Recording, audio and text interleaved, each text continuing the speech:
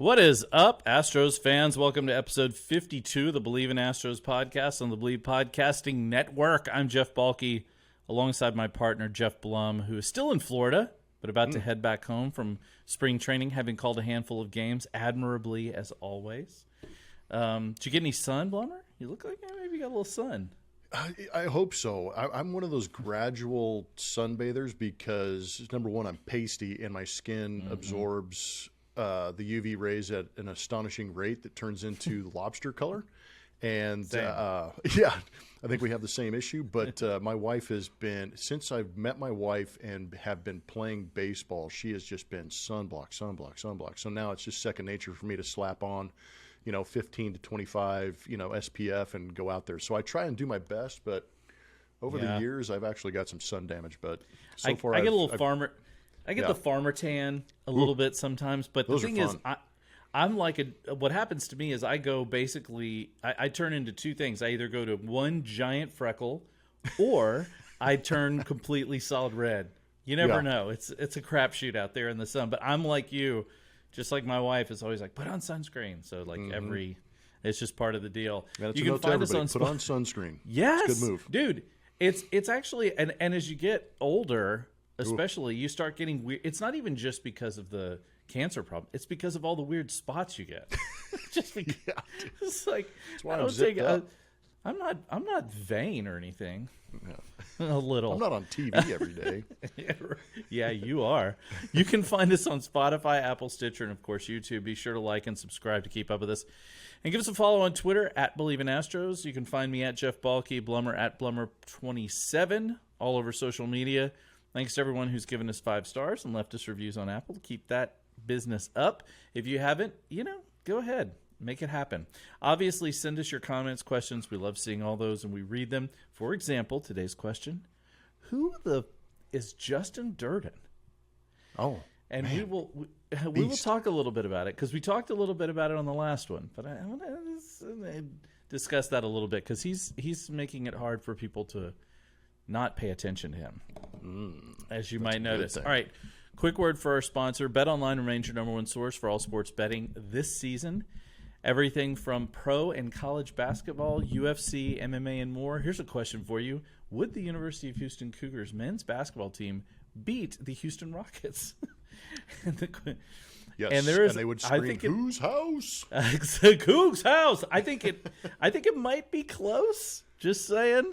I mean, the Rockets are more talented, but they might turn the ball over 30 times. Just putting it out there. You'll always find the latest odds, team matchup info, player news, and game trends at BetOnline. With live betting options, free contests, and live scores for almost any sport or game imaginable, BetOnline is truly the fastest and easiest way to bet on all your favorite leagues and events. Head to the website today or use your mobile device to join. Receive a 50% welcome bonus with your first deposit.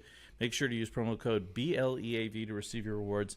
BetOnline, where the game starts. So I do want to talk a little bit about Durden, as we mentioned. First of all, how's the week been? Like, what are your observations over the course of the week? What have you seen?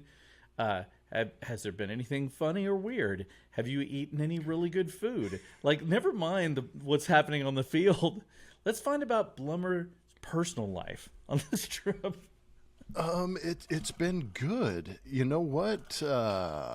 There's a place just up the street from the hotel we're staying at, and it's kind of funny because it's called Rocco's Tacos, and I am obviously extremely food biased toward Mexican food, so it's been kind of a staple for us when we come here, especially Julia, TK, and I when we're together. Julia left a couple of days ago. TK, I think, he's leaving and coming back to do some radio, but that usually seems to be the meeting spot for us. We're pretty much creatures of habit. But as far as anything crazy or abnormal, not really. But the hotel I'm staying at has a free continental breakfast, and I think every Astro fan is staying here. And so I'm the guy that went to the gym early, and the gym's right next to the buffet for some reason. And I mean, you get fans knocking on the window, hey, so it's kind of like, You're like, man, I'm on the treadmill, bro. Yeah, and I'm like, I'm sweating, pitting out, grunting, and I'm like, this is not what they probably envision seeing. But to their credit and amazement, in my mind, they still want a picture, they still want an autograph, they still want the conversation when I'm standing there, half drenched and exhausted. So, credit to them, and that's probably the most odd thing that's happened. But other than that, everything's been pretty damn smooth, and I can't get over how nice the weather's been. I don't know what it's like back in Houston right now, but it has been perfect out here. It's cloudy and gross, but this weekend's going to be spectacular in Houston. There we go. I'm bringing the weather with me. That's right. I will say this, Plummer. Kudos to you for getting up early in the morning and going to the hotel gym. But like you said, it's like you've got this, and I don't know what it is too, man. That could be a whole nother psychological podcast, but I don't know if it's the competitiveness or the fact that I'm hanging around 25-year-old Adonises every day that I'm like, man, I can't show up, looking sloppy.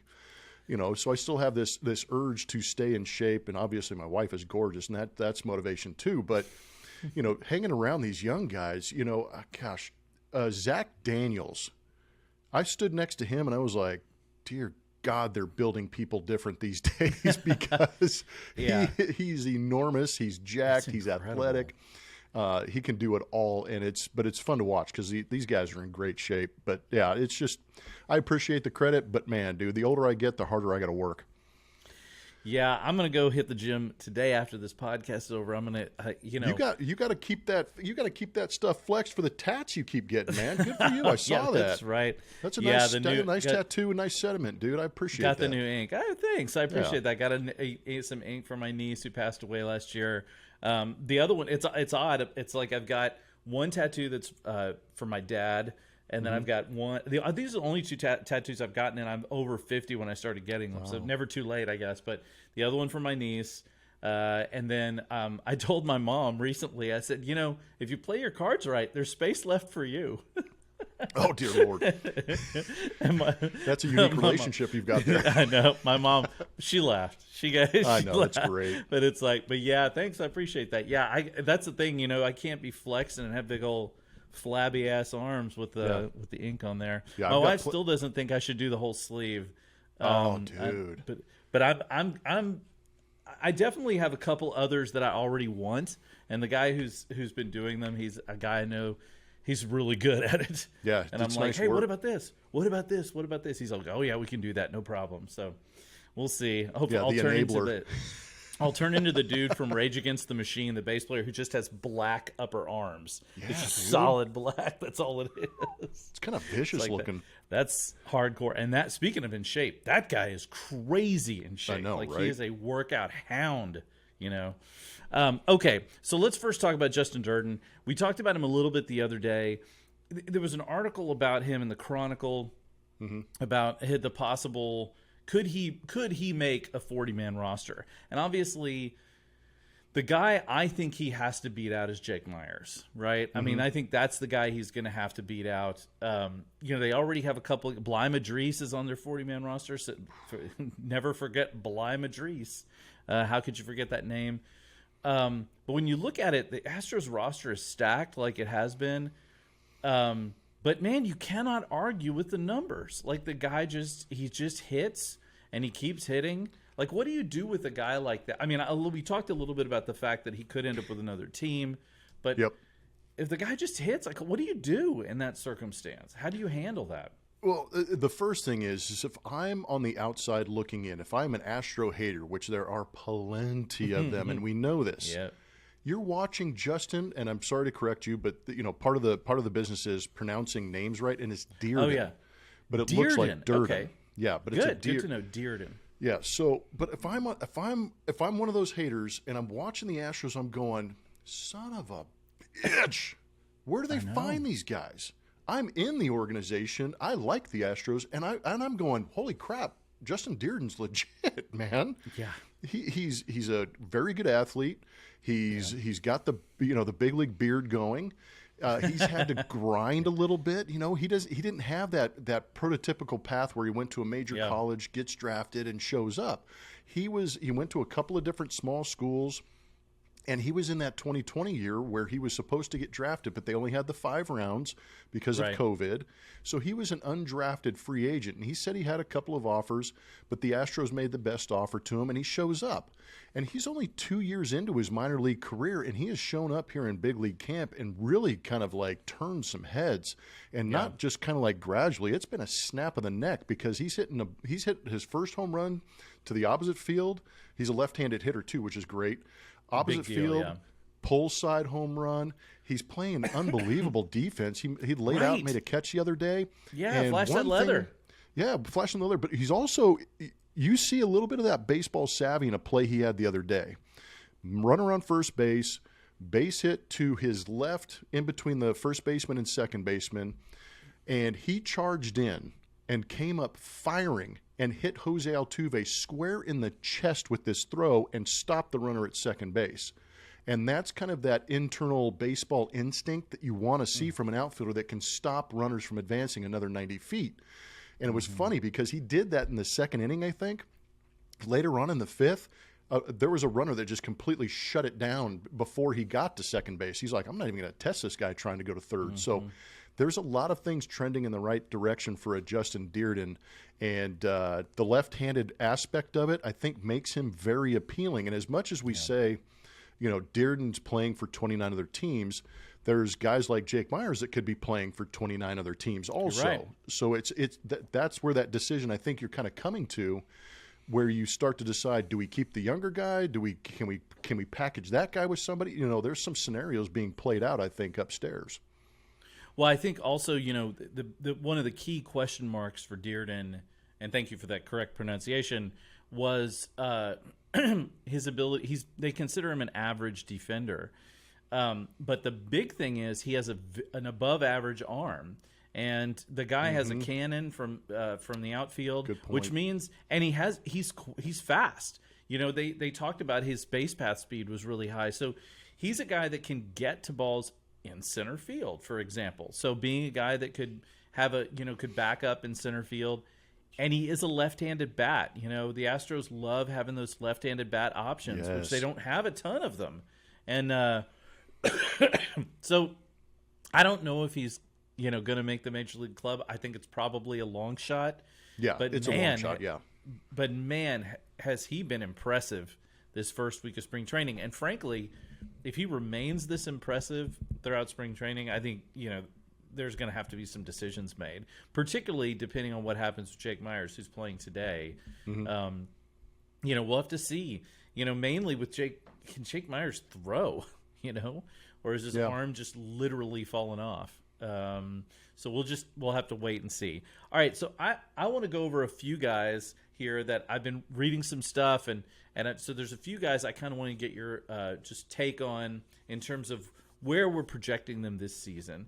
I think the Astros, I was reading the Baseball Prospectus's Astros season preview, and basically they have the Astros winning between 95 and 100 games. No real shock there. They describe them as like a boulder on the top of a hill just waiting to crush you, which I think is probably not a terrible description. But they had some interesting takes on a few guys, and I'm curious to get your take on them. They first of all, it's Kyle Tucker, and listen, we all know that Kyle Tucker's already an all-star. He's a Gold Glove winner. The guy's probably the best right field defender in the American League. But Baseball Prospectus, that they're modeling, thinks that he's going to take a leap this year, which I think is really fascinating. And the main reason they think of it is because they think he's going to improve his plate discipline, which he did struggle at the plate last year. He was not as good as the year before in terms of average and on-base percentage. The other thing is they think he's going to steal more bases.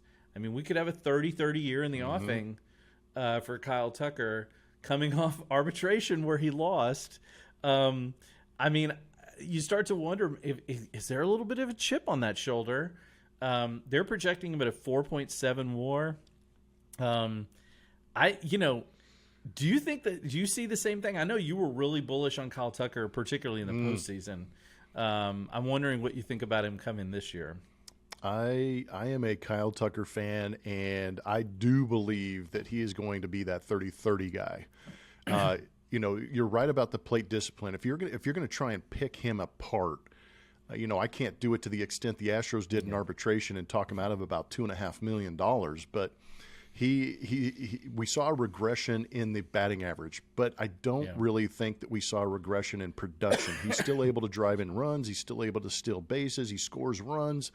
The one thing that the Astros love is guys getting on base, and that's the more. And what's crazy, and I think to the point of this article is if he does get more selective and he stays locked into every single at bat, he is going to become that much tougher of an out. Because you could, last year you could get him to chase early. He would swing at the first pitch and he'd fall behind in counts and then just all of a sudden disappear in at bat. But if he stays consistent and forces pitchers to get in the zone, he's going to get more pitches to hit. And we know that when that ball's in the zone, he has the power to drive it out, to be a 30 home run guy. We also know that he has the ability just to hit, period. And one thing I've been watching in these spring training games is how many of these left-handed hitters on both teams, whoever the opponent was, and especially Kyle Tucker, are they going to try and go up the middle? There was a great at-bat yesterday's game with J.J. Metajevic, going left on left, and he really forced his front shoulder to stay closed, let the ball travel, and hit it was a line drive to center field. It wasn't crazy smoked because he kind of brought the hands in, but it was in a position where the shortstop in a shift situation might have been able to jump up and catch it. And the other day in St. Lucie, Kyle Tucker had a couple of hits, and it was left center, right center.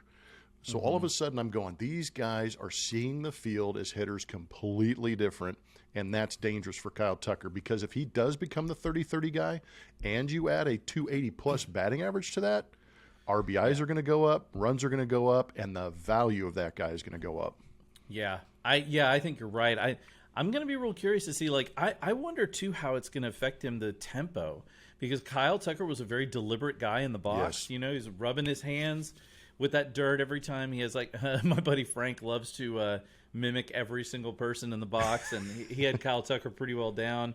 But I mean, he's a pretty. I don't know if you saw the video of Carlos Correa yesterday. He was at an at bat. He fouled a ball off, and then he just started kind of wandering around like he forgot that he couldn't. And then he was like, "Oh!" and he jumped back in, and he had to take a strike because he just, he wasn't paying attention. He just forgot. I imagine that's going to be kind of commonplace here in the spring training. But with Kyle Tucker, if he can keep from getting rushed, if he can get into that routine, he's also a groove hitter. Seems like to me, he's a guy that gets on a roll, and it gets hard to stop him once he gets on a roll. So yeah, I have high hopes for him. I hope he's that good this year. I hope he is 4.7 more, and I hope he gets more plate discipline. That would be amazing. Next up is Jeremy Peña, and the reason I bring him up is because Peña had a decent year last year, but he had kind of a rookie year. It was up and down. He had 20 home runs, 20-plus home runs, but he was, one of the things that we saw last year was he had a 3.9 walk percentage, which is not good. Another guy who needs a little bit better plate discipline. But when you look at him, he was great defensively, why his WAR was as high as it was. But the thing is, we talk about him, but he was a freaking star of the postseason, right? So you talk about him like, well, Peña probably needs to improve, but it's only we see him. He made as Kenny Smith famously said, in the regular season you make your name, in the playoffs you make your fame, and he certainly made his fame. What is he going to need to do this season, really, to gain some of that consistency, particularly at the plate, and what do you think he's doing to accomplish that? Well, it's hard to think about Jeremy Peña without thinking about what he did in the postseason. And it's one of those things where we don't remember how you started. We remember how you finish. And he finished so extremely well that that's all we can remember. And that's all we can think about when we do see Jeremy Peña. But if you do go back to the regular season, you're absolutely right in the sense that he had that rookie year, because you're going to have great highs, you're going to have some lows, you're going to find that medium, you're going to have some good months, and then all of a sudden you're going to be like, what happened to this guy? But that's just part of the growing pains, because the league is trying to figure you out, and as a rookie, you're trying to figure yourself out in the league. And early on, Jeremy Peña had some quirks in his swing that really moved his head a little bit, and he had the tendency to chase some sliders, and he had issues with that for about 5 months. Then he gets to September, and he's working his tail off, figures something out in the cage, kind of gets rid of that leg kick a little bit, has a nice little waggle of the bat to get him ready, and he started to drive the baseball, but he also started to lay off that slider out of the zone. And once pitchers started to realize that, they didn't panic, but they were like, okay, he's not chasing that. We got to find another way to get him, but they couldn't get him. And that was because he slowed down that leg kick, his head got still, he saw the ball better. So the biggest thing for Jeremy Peña is just to get that feeling back in spring training and just repeat it over and over again and just stay consistent with it. But I think he is going to get tested early on this season with a lot of breaking balls, sliders, curveballs off the plate to see if he continues to chase. But once he establishes that he's not going to chase off the zone, he's only going to get better. But the thing is for him is just to be more consistent, and that's just what he's got to work on. I'll tell you, I was rewatching the game against Seattle with Jordan's walk-off, and he had an incredible at bat before. We talk about Jordan's walk-off. That's the guy. Yeah. Jeremy Peña hit that ball was kind of out of the strike zone. He was down in the count, and you just slapped that thing up the middle for a base hit. That was a huge deal at that time, and I hope we see more of that guy. Yeah, because that guy was special. Well, that was a good at bat, but it was also a cerebral at bat, because if you do chase that pitch off the plate, it's almost as if you're anticipating it, and if I can get the barrel to it, I'm going to go ahead and hit it, and that's kind of what he did. Yeah, agreed. So the third guy on this list is Hunter Brown. We're all expecting big things from him, obviously, but one thing that I think I'm curious about your opinion about is his control. We obviously saw he didn't have great control in his first outing in spring training. I think he needed like 36 pitches. Hit a guy. Smoked him. Yeah, smoked him good. He's got a vaguely Nuke LaLoosh vibe about him, right? Mm-hmm. It's like 14 strikeouts, 14 walks, or whatever it was. That's been kind of his MO in the minors as well. But he's got to stay in the strike zone in order to really succeed at this level. How do you think he's going to fare now that he's getting a real shot? I mean, with McCullers out, he's clearly going to be their fifth starter. How do you think he fare? I mean, he obviously did fine last year when he came up, but what about going through a full season like that? Yeah, I think, last year was kind of how do we get him into the rotation? How do we get him into games? Because they were slammed with so many good guys in the rotation. They were healthy, and then the bullpen was stacked. So how would you work him in there? They did a good job of giving him those 20 appearances. But at the same time, I think he only had 7 walks in those 20 appearances, which is a good number. Struck out 22, I think, in 20 1/3. He struck out 22. I can't remember, to be honest with you. But I know the walk number was low. But I think the idea in spring training is now you're in that rotation. Now how do you react to that situation? And maybe he was juiced a little bit, just kind of excited about the opportunity. You want to go out there and prove you deserve that spot. Nice. But at the same time, it could be something he was working on in the bullpen. Maybe there was a little tweak in the delivery with Josh Miller where he's trying to find that release point. It works in the bullpen, and all of a sudden you get the adrenaline of being on a mound and seeing a hitter, and you're like, oh, I got to be too fine, and you start to lose that release point. So I think Josh Miller and Bill Murphy, two of the pitching coaches on that team, are going to be working very closely with him to monitor that delivery and that release point and teach him how to repeat that. But I think Hunter Brown has the stuff and has the desire to go out there and get better. So being that it was the first outing, much like Forrest Whitley, I want to see what they do in those second, third, and fourth outings and see if they start to, all of a sudden you get this, this wide funnel, if they start to focus and narrow down a little bit and become better, because the stuff is so good. Yeah. The mid to upper 90s and the slider he developed, I mean, it is insane how good this guy can be. But I think it's just relaxing and understanding that he doesn't have to strike everybody out. He can use his stuff and use that defense behind him. Yeah, I think that's all great stuff. I do kind of with him, I wonder too if he's just not working on stuff. That's always a thing that people forget when they're seeing spring training games is that a lot of times pitchers are just working on stuff. I remember a few years ago, before Lance McCullers' really good season, I think 2021, he was terrible in spring training. Like, he had a really terrible – but the whole reason he was terrible is because he was working on the curve of his breaking pitch, right? That was his whole thing. He said there were certain spring training games where I was throwing almost entirely nothing but curveballs just to work on the shape of the curveball. And he said I was missing a lot, and so I was getting hit, So I think that's something that we as fans maybe don't look at as closely. Maybe we take that, and players take that for granted that, they're out there trying to work on things. Never mind adjusting for the pitch clock and, everything else. Some external that's going factors. On. Everything else that's going on. All right, last guy you mentioned in Forest Whitley.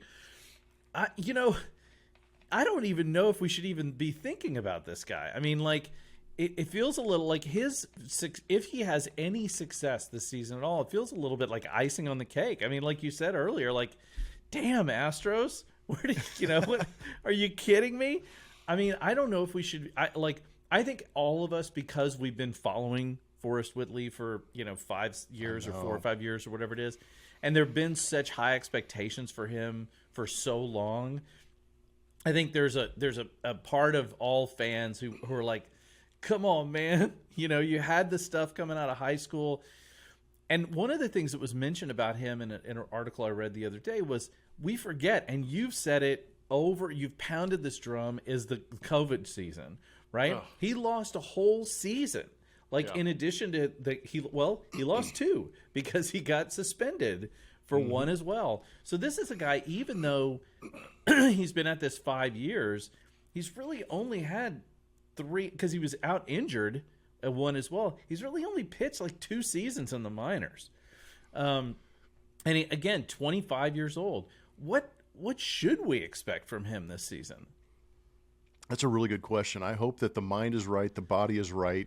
He's kind of lowered his release point a little bit, and he's kind of on the side of the baseball, so there's some arm side run there. And, if that's something that makes him comfortable and makes him a little more active around the plate, that would be a good thing. He's always had that really good curveball.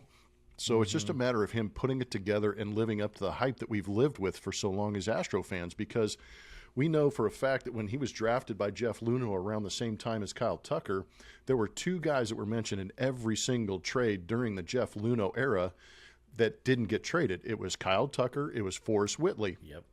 And they had that untouchable label on him. Now we've seen Kyle Tucker, fill out and become who we thought we hoped he could be.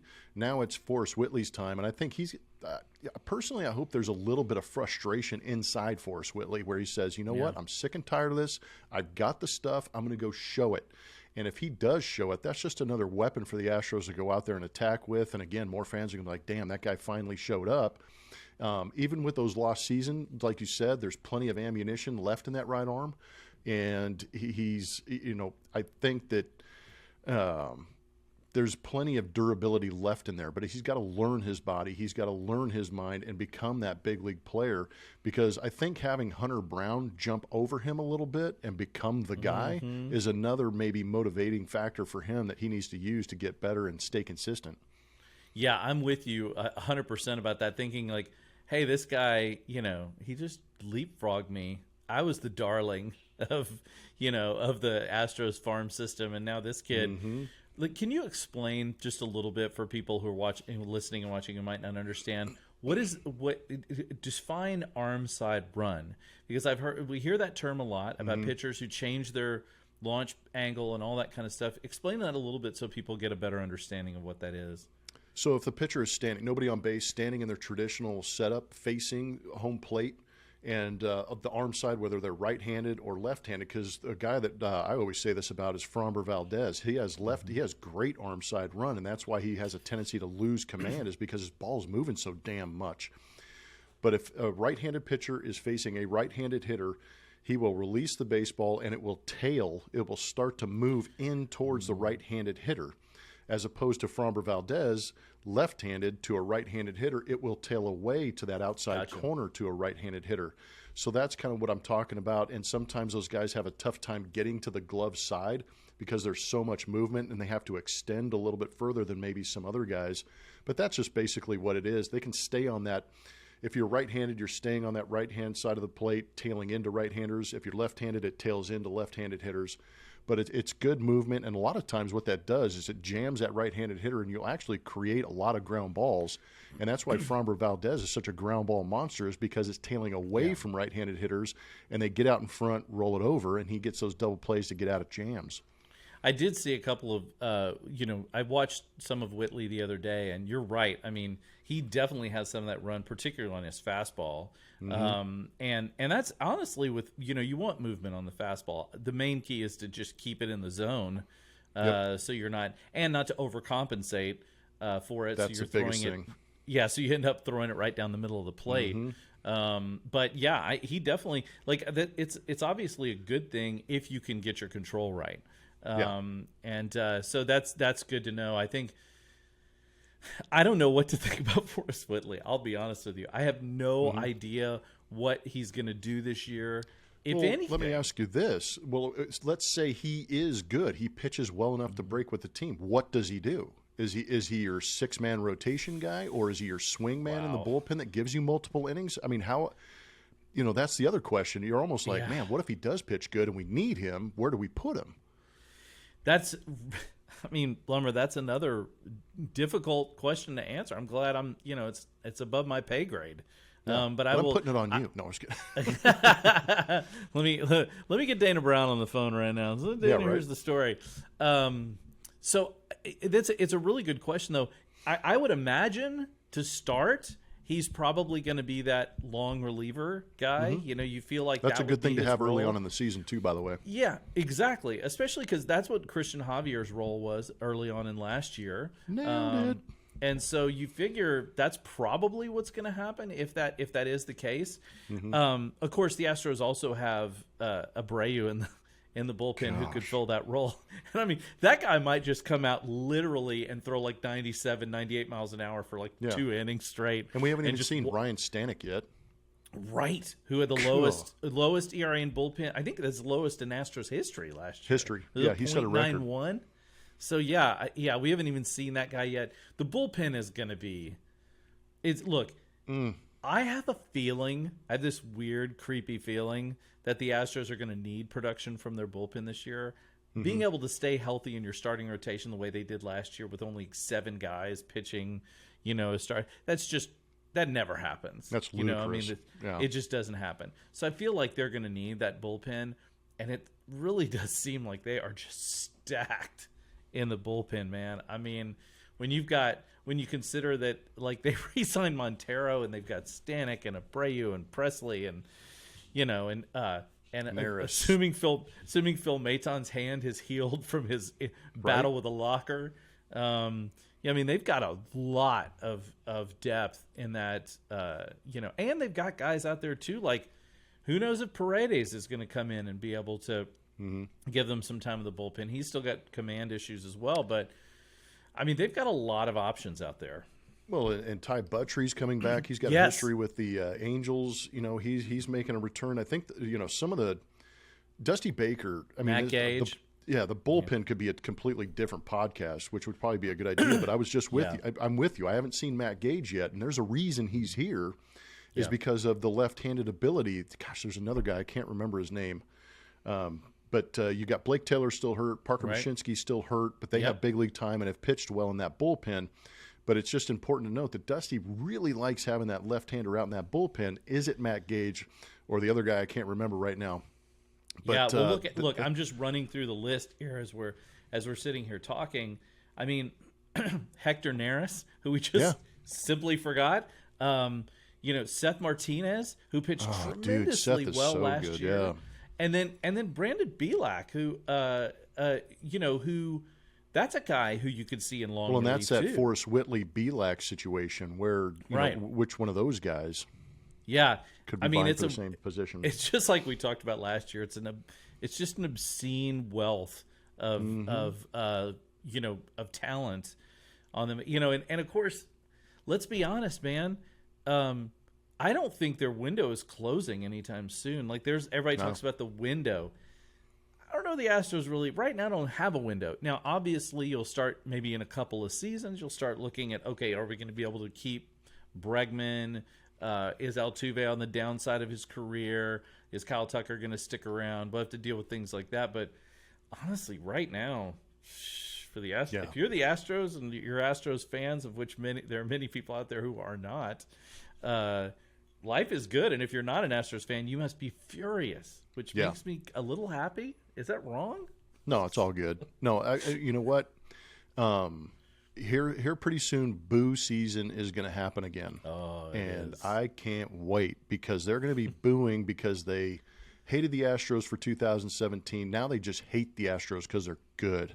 And they proved it, and they did it in a way that was actually pretty classy and pretty demonstrative. And I think a lot of fans are like, now F these guys, man. They're still good, and they're good. So boo season is about to be upon us, and I think the Astros are looking forward to it again. And it's okay for Astro fans to embrace that. You know, and you're 100% right. And look, 6 straight years in the, that's a record. 6 straight years in the ALCS, 4 World Series appearances, winning 2. Look, it's dynasty. Should have been 3. Should have been 3. You're 100% right. Where art thou, Garrett Cole? But it's the fact that they are this good for this long. It's got to annoy people. It would annoy me if I weren't an Astros fan. If it was the Yankees, we'd be like, I hate these guys. If it was the Yankees, this would be like the Yankees when it was like Derek Jeter and A-Rod and that era of the Yankees. Like, enough already. I've had enough. All right, Blummer, you got any big plans for the weekend? You're coming back to Houston? Dude, heck yeah, I'm coming home for the rodeo, man. Let's go. Oh, you're going to go to the rodeo this weekend? Yeah, dude. Are you kidding me? Yeah. I'm flying home. Today's Thursday, I believe. Mm-hmm. It is Thursday. Okay, Thursday. Correct. I'm going to host a Houston Open gala on Friday morning. And then that night, I'm going to see Bun B, man. Let's go. You're going to the H-Town Throwdown. Heck yeah. Nice. That is the way to do it. If you're going to if there's any night to go to the rodeo, that's the one. I mean, that's going to be fun as hell. I'm going to see Muse tonight. Oh, nice. At That's the a Toyota great Center. one. Muse and the opener, Evanescence, which I haven't heard about that band in a while. But that's I'll tell you what, the lead singer's pairing. voice for Evanescence is legit, so that'll be awesome. Amy Lee, I think is her name. Yeah, she's amazing. Yeah, she's redonk. So I'm gonna go see Muse tonight. That's great. And that should be fun. And are you gonna find dude? The weather is gonna be so good this weekend. If you don't play golf, I'm gonna be disappointed. Oh, there's going to be a round. There's going to be a round or two. Yeah, I got to hit up my boy Scott House out at Westwood Country Club and just abuse my privilege with him. Absolutely. Yeah. If you have privilege, use it. Otherwise, and pass it on. I'm on scholarship over there. It's great. Yeah, exactly. All right, Blummer. Thanks, everybody, for joining us. We will be back next week with a fresh pod brought to you by Bet Online. Huge thanks to all the listeners and viewers all across the world. You guys have been great. Liking, subscribing, been excellent. Obviously, we're really getting into the meat now of spring training, and the World Baseball Classic is coming as well. So thank you so much for listening and subscribing and giving us 5 stars. Keep it coming. Have a great weekend. We will see you next week. Go Astros.